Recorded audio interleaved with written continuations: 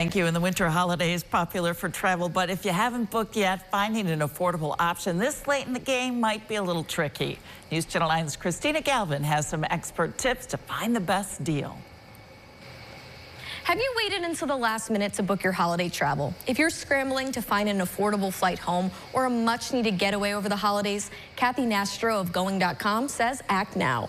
You do not want to wait. Booking at the last minute to save is a thing of the past. The winter holiday week is one of the most lucrative for the airline industry, and they know desperate jet setters will pay higher fares.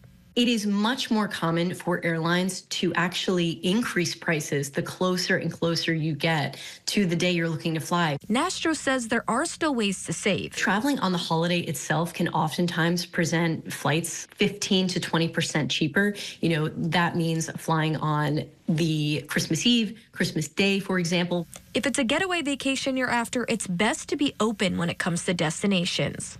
Flexibility in these last-minute searching scenarios tends to be a better tactic versus having a place in mind and just sort of throwing up your hands and paying whatever you see in terms of airfare and hotels. If you're flying domestically, consider mix and matching flights. It might be cheaper to travel on one airline going to a destination and then traveling back on another airline. And if you aren't in a rush to come home after ringing in the new year, extending your winter holiday trip into that following weekend, we're often seeing prices for various destinations, you know, up to 30%, even more off of what you would typically pay trying to target that January 1st or 2nd right after that New Year period. Don't be afraid to pull the trigger. If you book directly through the airline's website at least 7 days out, you can always cancel within 24 hours for a full refund.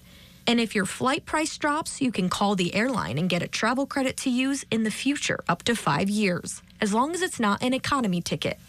Nastro says flights are unlikely to drastically drop in price this late in the game, but any savings is better than no savings. Christina Galvin, News Channel 9.